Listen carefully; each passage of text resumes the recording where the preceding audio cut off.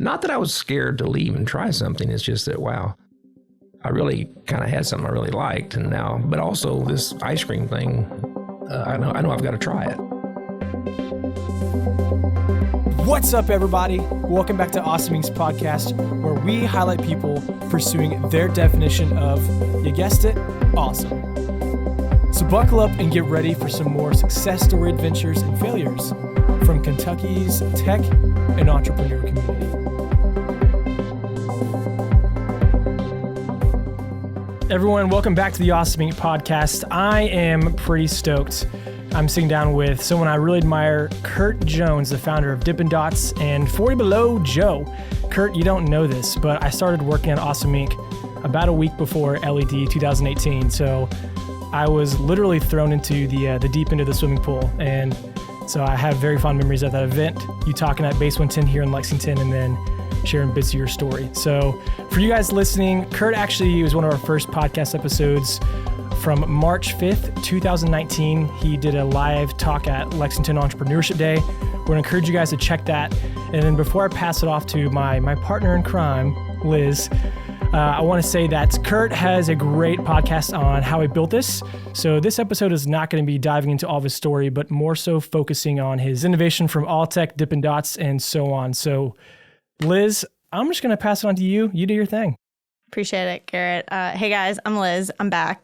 As you guys know, you know the drill. Venture Labs is our newest program out of Awesome Inc. We're helping corporate companies stay innovative. So we're taking what we've learned from all these entrepreneurs and applying it to the corporate space.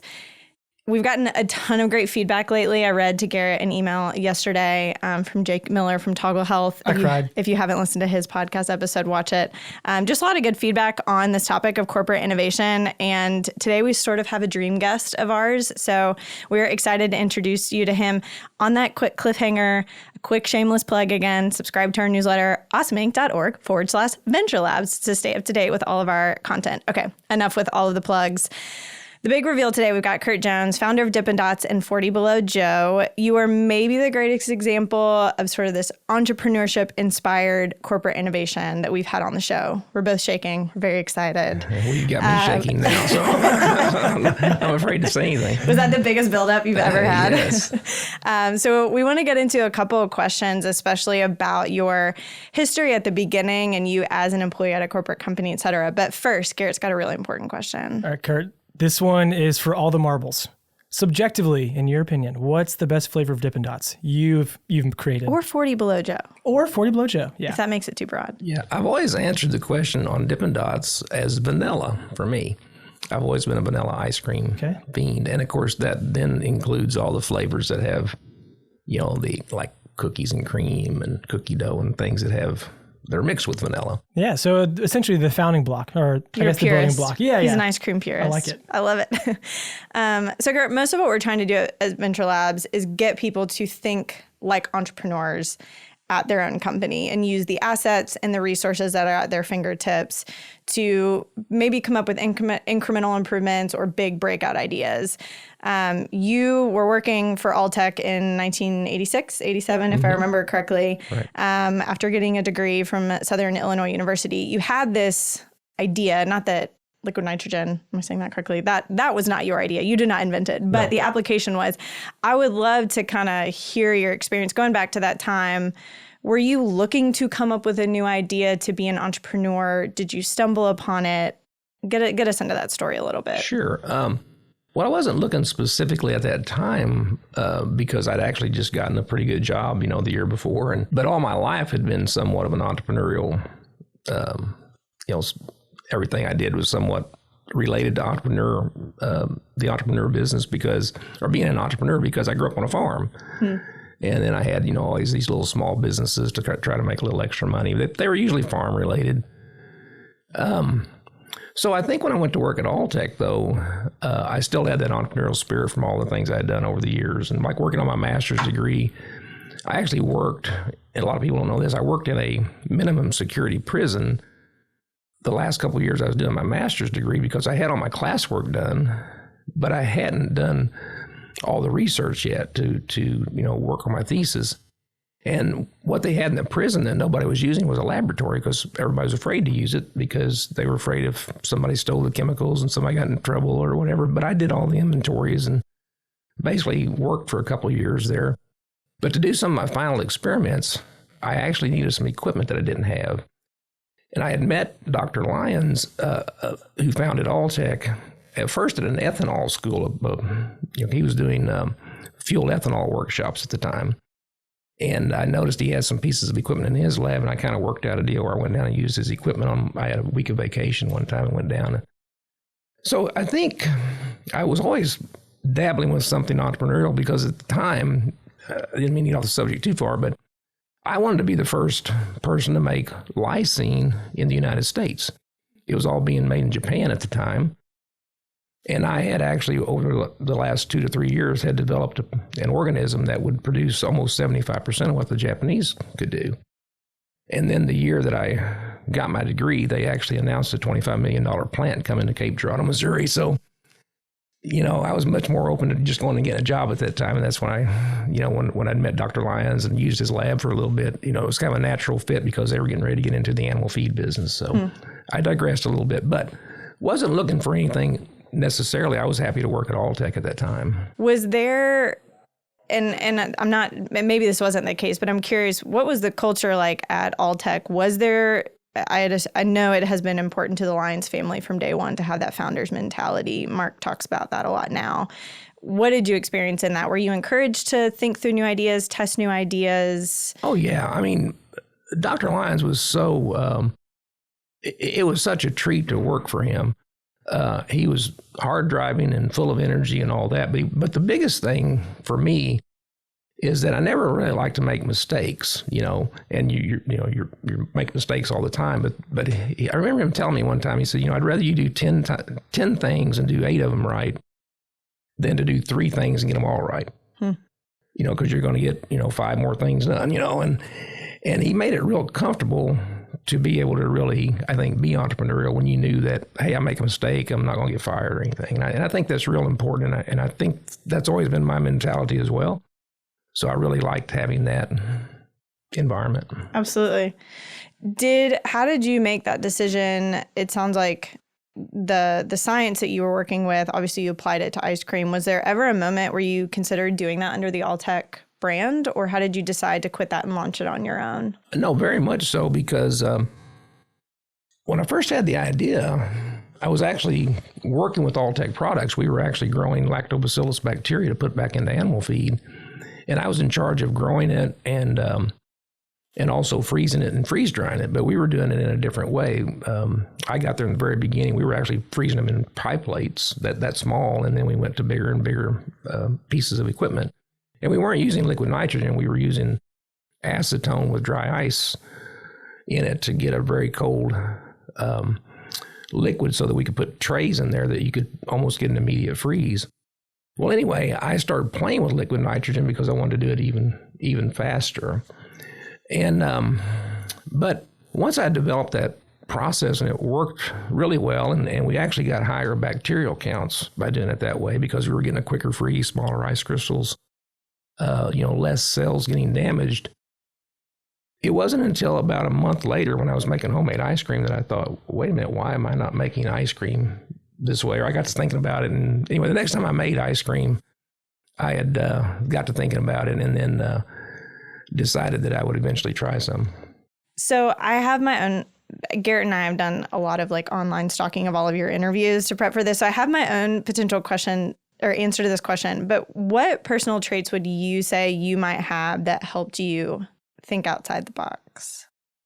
Well, I've always had kind of an inquisitive mind, and growing up on a farm, you also had just enough things laying around that if you wanted to try something and build it, you could and experiment with it. And so I've always kind of had that background, but just a curious mind. And a lot of times I listen a lot in conversations, and when I identify like someone's got a problem or they're trying to solve something, I always think about, I wonder if they're thinking about this, or I wonder if there's a different way to think about it. So I've always liked to think of things from maybe a different angle. And I believe there's a solution to every problem. It may take you 5 minutes to solve it, or it may take you, 5 years or 50 years, but there's usually a solution. And I'm one of those people that can't really give up if I'm really interested in it until I find that solution. So I think one thing that struck me, and Garrett, I don't know if you agree, in listening to a lot of interviews that you've done, no matter the question that's asked, somehow you tend to bring it back around to something about science. And I think what I love about that is it shows me so much that you as an entrepreneur, yes, you built an ice cream company, but to me, you are a very passionate person about what you originally studied, that like you're almost like inspiringly obsessed with like the science behind something or how it works and why it works. And I think sometimes people lose that. And I almost wonder if it seems to me that that's one of the traits that help you get over so many humps along the way, was you cared a lot about the process of what you were doing. And I think we talk a lot about if it doesn't keep you up at night or you don't think about it in the shower, then you probably shouldn't be building a business around it. Yeah. And I have a feeling ice cream keeps you up in the shower. Yes, I mean, I just said keeps you up in the shower. I know what you meant. We can move on. But no, I've always been one of those people that can't sleep at night because I'm usually thinking about something, or I'll wake up in the middle of the night and I can tell that I've been dreaming about it, and I've actually solved a couple of problems in my sleep. That's really kind of interesting. That's a whole other story, but yeah, I think when your mind won't shut off, you kind of are. And the thing about going to sleep, though, I think your mind relaxes enough to where you'll actually let certain thoughts in that you wouldn't normally let in, because you have something protecting silly thoughts. But a lot of times it's that silly thought that actually you need to help you solve something. What was it like in the beginning? And I don't necessarily need you to go like the year by year, the difficulties, but I do think people appreciate hearing sort of the good, bad, and ugly. As you were leaving what I think a lot of postgraduate students would feel like is a safe job and launching your own business, I assume that was terrifying. But I mean, what were some of those first years like? Maybe what would you say to people who are at a company right now and considering doing something on their own?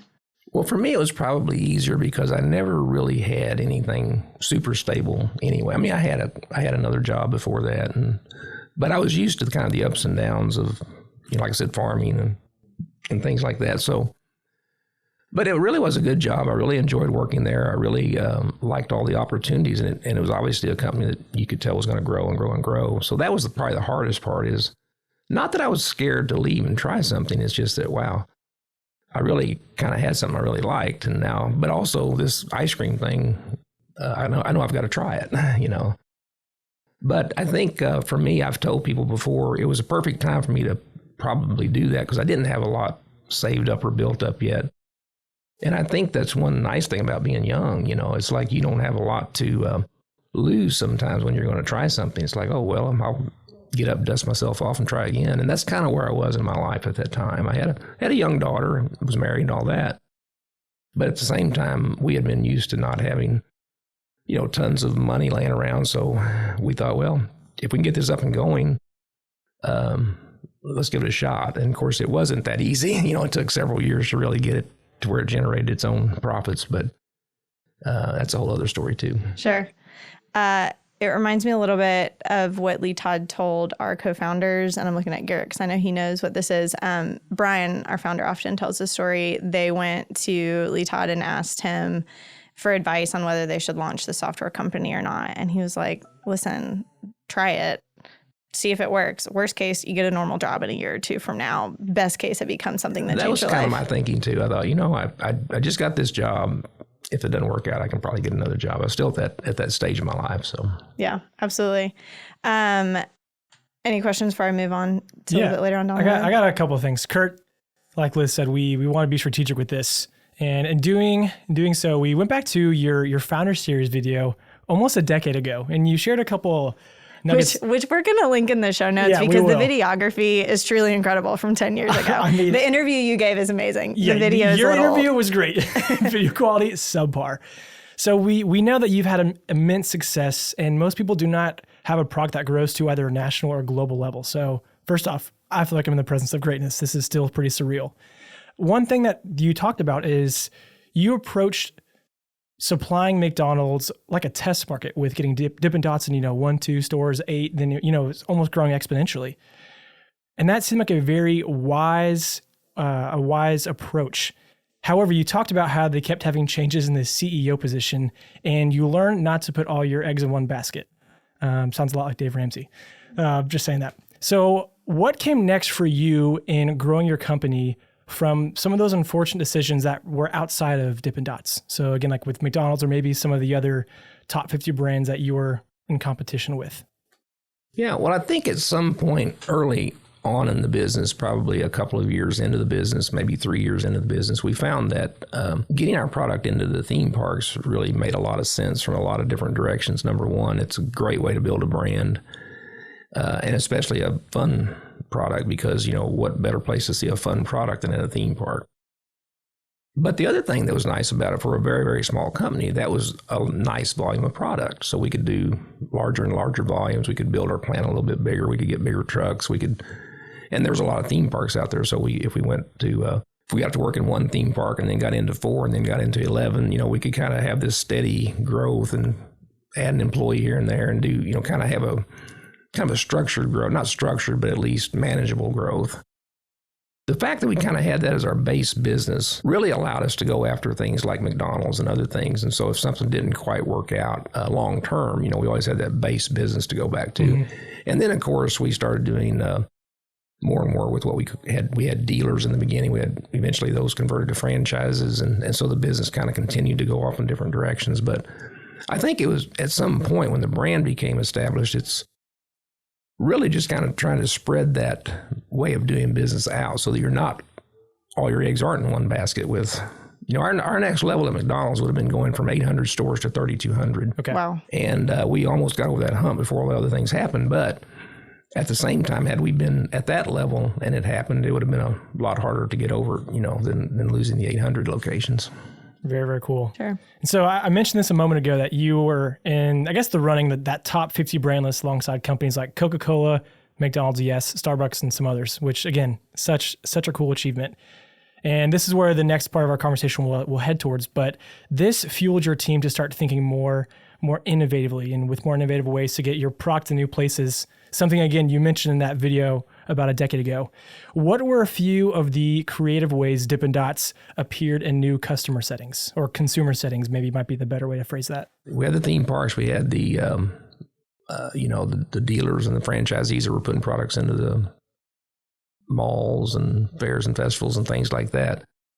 I think it was a few years later that we actually started thinking about getting more of a distribution business going. And by that, it's the small freezer that you see that would have the pre-packs. I mean, it could be in a convenience store, a grocery store, that kind of thing. That came much later in the business because, for several reasons. But the nice thing about that is when you started doing that, it was an immediate success because the brand was so well known. And so I think, I don't know how long ago it's been, probably 8 or 9 years ago when we started really kind of getting into that, it just became a nice way to expand our business without not a lot of risk, because you put in a $500 freezer and if it doesn't work, you move it somewhere else, but it typically works. So that was one of the places that we kind of went a different direction than what we were in our first several years in business. I have 2 quick thoughts on this first episode, and then we'll wrap up. One, what I love a lot that I think I want to call it, especially for our listeners, is the executive sponsorship. Executive sponsorship is something we talk about a lot that is important for corporate innovation. Like, it has to come from the top. And it sounds like Dr. Lyons gave that to you. Well, as a teaser, what we'll talk about in the next episode is I want to hear more about how you gave that to your employees for creativity. But I like that sort of theme that is in your story.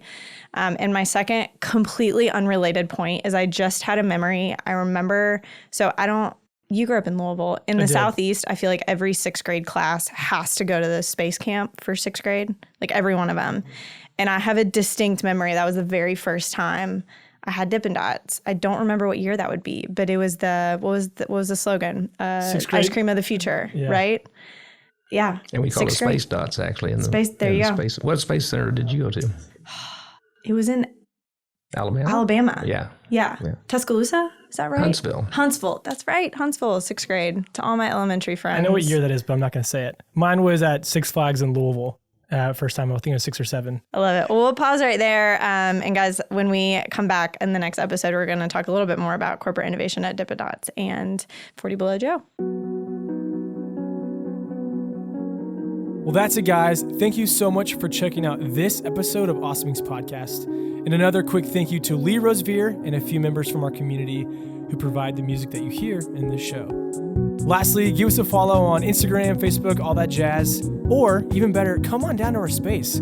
Come be a part of our community and get plugged in, and let's start something awesome together. You guys rock. We'll see you next time.